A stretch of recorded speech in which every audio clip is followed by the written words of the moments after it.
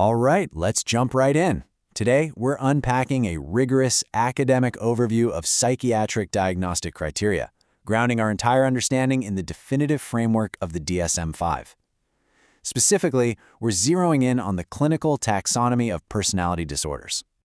Here's our clinical syllabus for this explainer. First, defining personality disorders. Then we'll move through Cluster A, Cluster B, and Cluster C. After that, we'll tackle differential diagnosis, and finally wrap up with epidemiology and treatment. Part 1. Defining personality disorders and their foundational criteria. Now, before we can actually categorize specific conditions, we really have to establish the baseline of what clinically constitutes a personality disorder. An absolutely foundational concept here is the term egosyntonic. What does that mean? Well, it means a patient often completely lacks insight into their problems. Why? Because to them, their symptoms and behaviors feel perfectly natural. They're entirely acceptable to their own sense of self. They don't look in the mirror and see pathology, they just see who they are. And this egosyntonic nature poses a massive, incredibly unique clinical challenge right out of the gate when you compare it to other psychiatric conditions. Building on that concept, we have the universal DSM-5 criteria that apply across the board. These 4 core steps, criteria A through D, must all be met to establish any personality disorder diagnosis. First up, there has to be an enduring deviant pattern manifesting in cognition, affectivity, interpersonal functioning, or impulse control. Second, this pattern must be entirely inflexible and pervasive across a really broad range of personal and social situations. Third, it has to actually lead to clinically significant distress or functional impairment. And fourth, it must be stable and of long duration, with an onset tracing all the way back to at least adolescence or early adulthood. So we're not talking about a transient phase here. It's a deeply enduring matrix of behavior.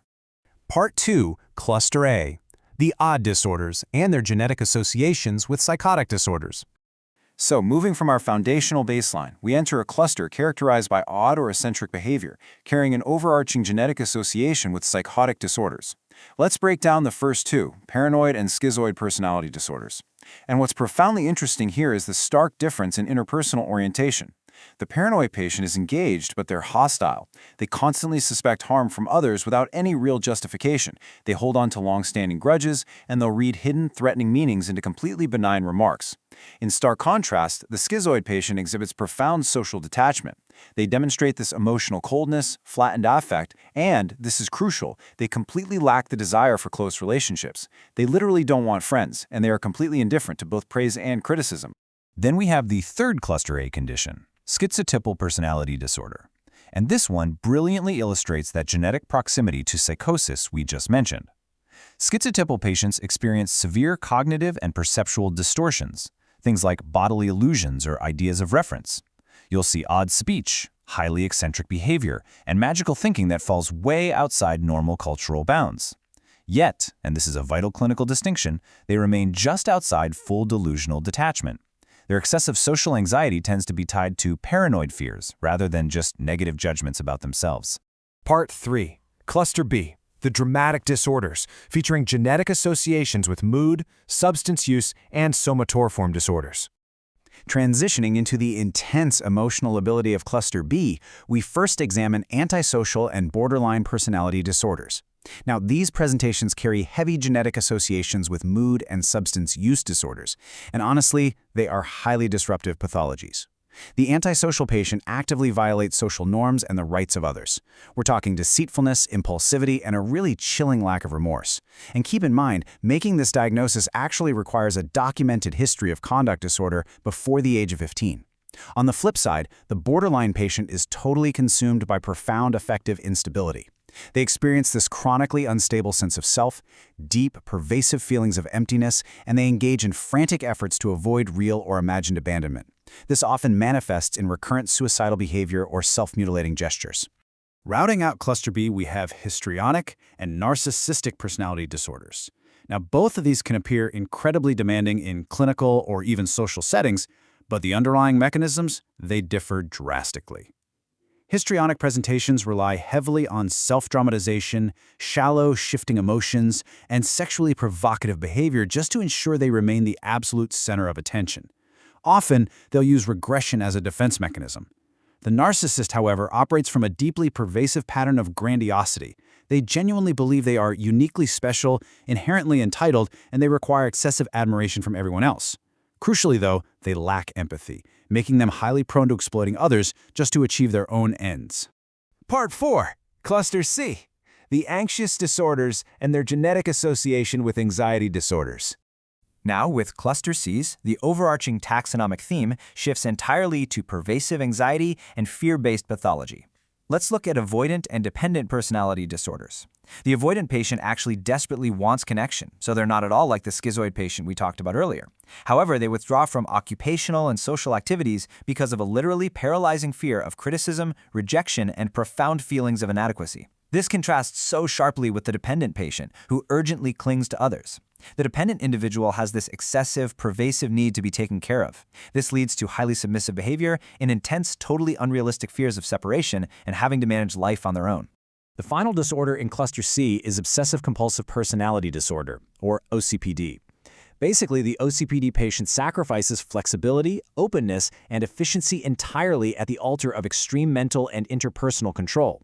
They are so intensely preoccupied with orderliness, rules, and schedules that the major point of the activity is completely lost.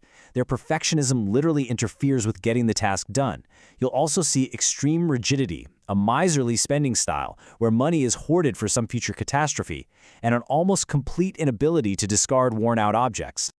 Part 5. Differential diagnosis. The true test of clinical mastery. So, differential diagnosis. This is the true test of clinical mastery, right? Separating these highly overlapping psychiatric presentations. Here, we really have to focus purely on the underlying motivation. On the surface, both the schizoid and avoidant patients appear highly isolated, but if we look at the core drivers, the avoidant patient is hiding out of intense fear and a hypersensitivity to negative evaluation. They actually harbor a deep desire for connection. The schizoid patient, conversely, simply has no internal drive for companionship whatsoever. They are entirely indifferent to it. Here's another classic differential: narcissistic versus antisocial personality disorder. Both of these cluster B disorders can be highly interpersonally exploitative, for sure. But the clinical nuance lies squarely in their goals. Why exactly are they manipulating you? Well, the narcissist demands a throne. They exploit others because they're motivated by an insatiable need for elevated status, excessive admiration, and validation of their own specialness. The antisocial patient, on the other hand, seeks a payout. They exploit others for tangible material gain, for power, or honestly, simply out of a reckless disregard for social rules and the rights of others. And of course, we must address OCPD versus OCD. This directly brings us back to our early definition of egosyntonic pathology. True obsessive-compulsive disorder, which is an anxiety disorder, brings distressing, unwanted, recurrent obsessions and compulsions. It's ego-dystonic. The patient knows they have a problem, and they really wish it would stop. But the OCPD patient's rigid perfectionism? That is egosyntonic. They genuinely believe their intensely strict rules and organizational systems are simply the correct, superior way to live. They aren't suffering from intrusive thoughts, they are dictating a rigid worldview. Part 6. Epidemiology and treatment. Let's synthesize this whole taxonomy by looking at how it actually manifests in the population. Affecting broadly 10 to 20% of the general population and comprising about half of all psychiatric patients, we see a very distinct demographic split. The odd, detached, and rule-breaking pathologies, so schizoid, paranoid, antisocial, and even the rigid control of OCPD, they skew predominantly male. Conversely, the dramatically labile and highly anxious pathologies, borderline, histrionic, and dependent, tend to skew much more frequently toward female populations in clinical settings. But listen, we really must acknowledge the severe life-or-death clinical stakes involved in these diagnoses. Tragically, 10% of patients diagnosed with borderline personality disorder will die by completed suicide. This sobering statistic underscores exactly why accurate diagnosis and targeted, effective intervention are not just academic exercises. They are absolutely critical for patient survival. So, how do we actually treat them? The overarching rule here is that psychotherapy is the primary treatment of choice. Now, while we definitely can and do manage brief psychotic episodes, hostility, or severe lability with pharmacology, like using antipsychotics for paranoid PD or borderline micropsychosis, pills simply do not cure personality. The enduring foundation of treatment remains rigorous psychotherapy. Specifically, Dialectical behavioral therapy, or DBT, and mentalization therapies are the absolute gold standards for borderline presentations.